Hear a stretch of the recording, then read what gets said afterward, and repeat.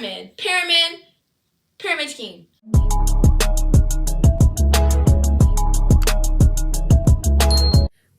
My lovely subscribers, I'm back. I know I've been gone for mad long. I'm not even gonna talk about it. Just know it was and is a lot going on in my life, but I'm still here. I still want to do YouTube. I'm still trying. And today I'm doing a story time for you guys. Don't forget to follow me on Instagram, follow me on Snapchat. All my information is gonna be down here. Don't give up on me. To my little subscribers, if you're watching this, I heart you. I'm talking to you guys today about a job scam, if that's what to even call it. If you're from New York, you know. You have to have fallen for one of these schemes at least once. I saw a post on Facebook. It was like, oh, we all went to an interview to sell knives. I'm like, what? Sell knives? But it's common. People really be recruiting young teens that's desperate for a job to come in, join the pyramid scheme with them, and I don't like that. It's summer. Hold on, I need something to drink. It's the summer of 2019. I just graduated high school, and I was about to start, or I already started college. Yes, I started college. I was going to college for biology because I thought I wanted to be a surgeon, which we'll talk about that in another video. Clearly, I'm not no damn surgeon, but we'll talk about that in another video, another time. I was 17, just started college. I literally just finished high school, and I've never had a job. I got my first job at 19, 11 months ago, and I'm still working there. So I've been applying for jobs since I was in high school on Indeed. Nobody ever told me at the time, Indeed is a waste of time. Like, I applied to mad jobs. I wasn't getting anything. Like, I was putting in to work at Primark, McDonald's, Chipotle. Nobody wanted to hire me. It's hard when you're looking for a job and you've never had a job. So they're not going to hire you because you have no experience. But you need a job to get experience. So it was like nobody wanted to hire me. So I'm like, okay, that's cool. That's fine. My cousin, I'm going to call her Sally. I'm sure she doesn't care if I use her name, but I'm just going to call her Sally. So she's 3 years older than me. She's always working. She was always making money. And so I told her, like, help me, please. Help me. I need a job. Like, I need a job because I felt like at 17, not even at 17, but I had just graduated high school and I'm in college. I feel like I shouldn't have to ask my parents for stuff. I should be, trying to get stuff on my own. Granted, yes, my parents, they always, like, anything I needed, they would provide me with. Even when I was 17, even when I was 18, and even after 19 when I started my job, they would always help me. But I just felt like I was becoming like a burden, you know what I'm saying? Not a burden, but like at a certain point, you want to start providing for yourself so your parents don't have to. I shouldn't be asking mommy and daddy to buy me clothes at 17. I just felt like I should be buying myself stuff. So I said, let me try to get this job. I told her, so she gave me a picture of a Post-it note that she had. And it just said the name and the number. So we're gonna say the name was Martin. So she told me that he had called her saying that he's doing interviews for an office job. If she knows of anybody that's interested, give them his number. So she gave it to me and said, hey, like, this is an interview. I don't know what it's for, but I know it's for an office job. So if you want it, you can go. I called the number and I spoke to Martin. And he told me the day to come in and what to wear, like professional attire. So I said, okay. I think the interview was for the next week. So I'm hyped. I have my little curly Sue wig on, little bob wig. I think I have a video of it. I'm going to put it somewhere here. I had a button-up white t-shirt. I had a black pencil skirt on that I bought just for the interview. It was looking nice. I was looking like somebody's secretary. I was looking gorgeous. I knew I was going to get the job. I had some black flats on with a job I thought I was going to get. This is where it starts to get sketchy. I should have took my black ass home. But I said, let me go. Still, no idea what the company is. No idea what's going on. I printed my documents out, my resume, my everything. And I went to the address that they told me to go to. I'm looking, I'm walking, looking. I see the building, but I'm not seeing no official company. Like, you know, if you're telling me I'm going for an interview for some company, I'm expected to see a storefront, computers through the window, front desk, something. There's nothing there but a supermarket. So I'm looking at the supermarket, and I'm looking at my maps, and I'm looking at the supermarket, and I'm looking at my maps. And I'm like, whoa, there's no way I applied to work here, right? It couldn't be. So I went in the supermarket, and I asked one of the cashiers, like, do you know anything about an interview? I was told there's an interview at this address. She's like, no, I don't know what you're talking about. So now I'm like, okay, somebody from the back better come out and interview me tonight, because I got up, I got ready. I was told to come here. So she went to get a manager, and then he was like, oh, I think you're here for the interviews. That's upstairs. That's a different building. That's not the supermarket. So I'm like, okay. It was one of those buildings, you know, like on Utica, stuff like that. There's stores, and then there's a skinny little door, right, attached to the building with a long stairway that goes up into, like, people's apartments. That's cool. That's fine. There's nothing wrong with that. But I was just expecting for this office job that it would have been, like, you know, like an actual storefront. So I said, okay, let me ring the doorbell. Martin comes down. And then he says, okay, we can go up. You know, it's about to start. That was the longest stairway of my life. I kid you not. If you ever been up them stairs, you know. You know, them stairs were long. The stairs were carpeted. It looked dingy. I said, I'm just gonna go. Like, I need a job. I'm just gonna go. Get upstairs. Hold on, y'all. This juice is too good. Excuse me. We got upstairs. And it's a little room, probably bigger than my room. Low ceilings. Big projector in the front.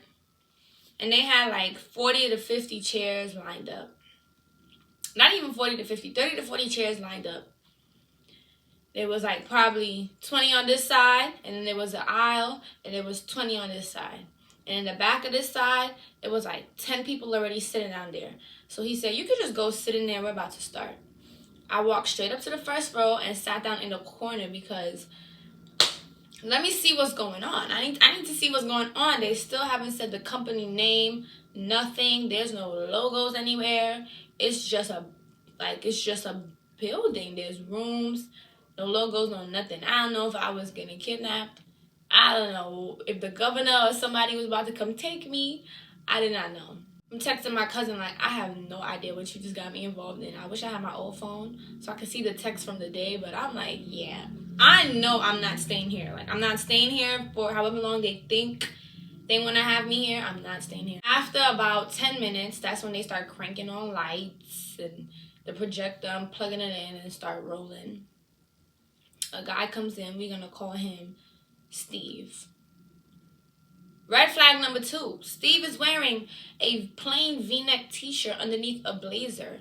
Where's your office gear? Where's your office attire? You in a plain V-neck t-shirt under a blazer. I already knew it was going to be low budget. And still, I stayed there. I should have left right then and there. He starts presenting, and he reveals the company's name. Basically, they're a life insurance company. They sell life insurance to people.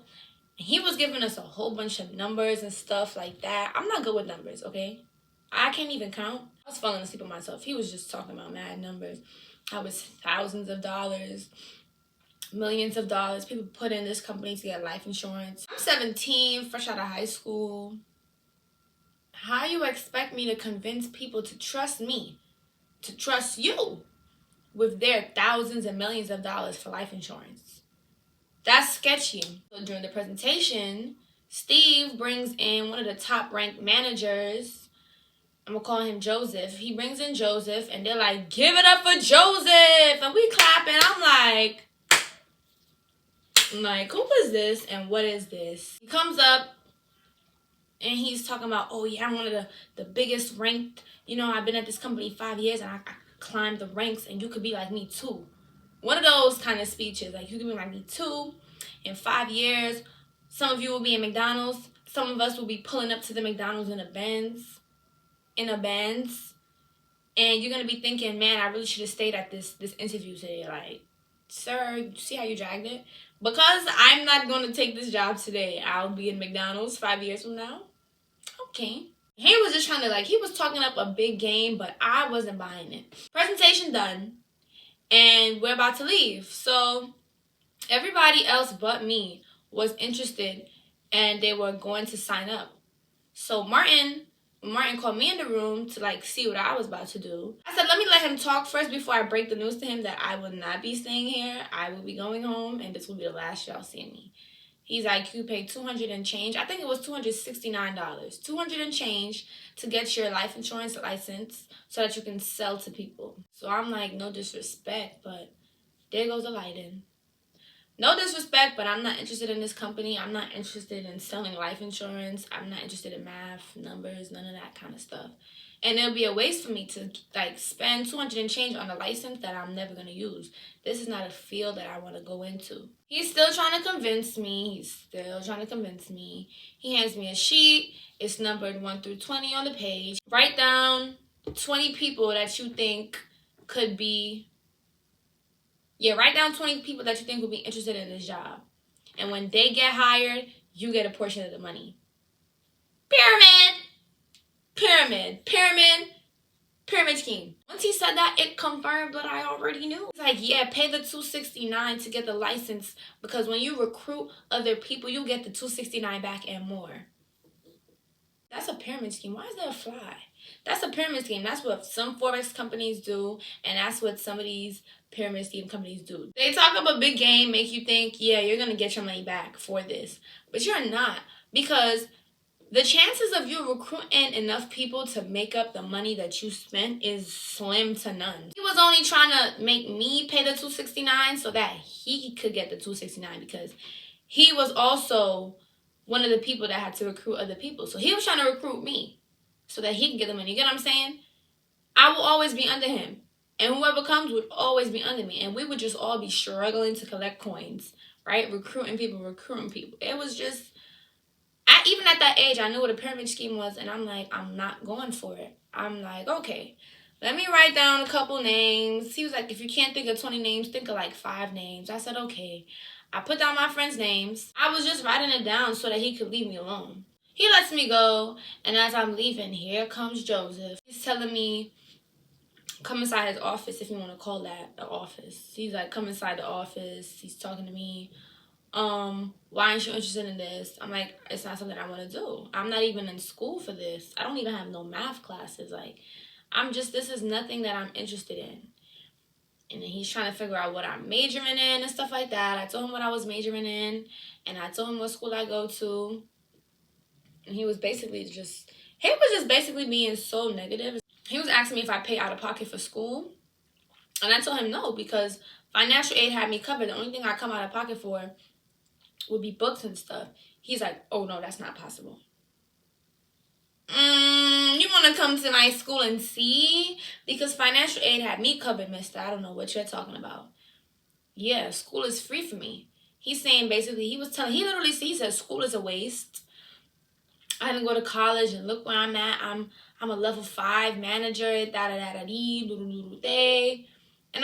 that's just so rude in my opinion. How are you gonna I'm not interested in your company, so because I'm not interested in your company, you're telling me I'm wasting my time by going to school. That was just so stink to me for him to, like, try to brush it off like school was a waste and this is where I need to be at right now. On top of this supermarket.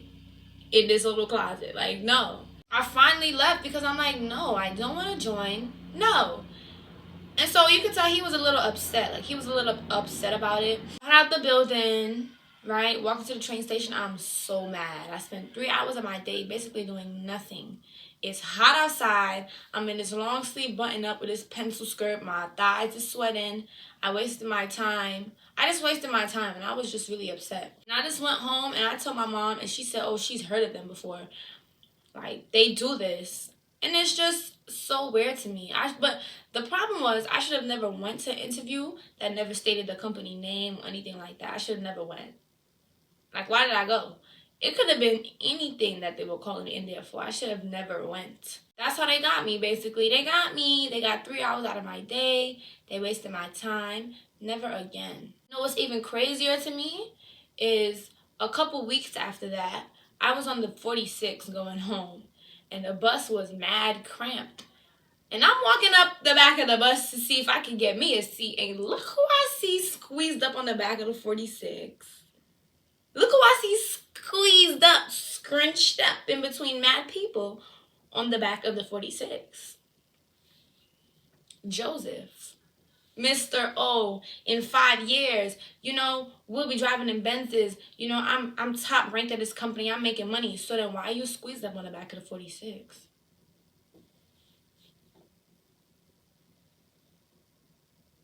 There's nothing wrong with taking the bus and having a job. You have to understand the way how he was talking up a big game and making it seem like he made so much, like he had a Benz or something. The company's doing crap. The company's doing horrible. Y'all try to come and have people come in here. The company is doing horribly. And you're trying to make it seem like it's this big time thing when it's really not. And they tricked so many young, hopeful people that day thinking that they were going to just come into all this money. And they're not. Every time I think about that story, it's just so funny to me because I really thought I was getting a job. I thought I was getting a job. And I didn't get a thing. I didn't get nothing. Nothing. So that's the end of the story. Moral of this story is never go to an interview you don't know what it's about. I feel like I shouldn't have to say that, but yeah, don't go to an interview you don't know what it's about. Don't join in no pyramid scheme when they're telling you you can make this much if you bring in this many people. To the young kids that's out here, just like me, fresh out of high school, maybe still in high school, do not get involved in anything like this, please, because you're going to waste your time. Buying that license, trying to make the money back, recruiting other people that's just as naive, you're going to waste your time. Don't do it. That's the story I have for you guys. I want to tell more story times because I really like to talk a lot. And some of them are entertaining. Some of y'all might like what I have to say. So expect more story times. More vlogs. Hair videos. If you guys want a review on this hair, I can give you that. And yeah, cute stuff. The same stuff I've been doing. I'm just going to be consistent. So thanks for watching. Bye.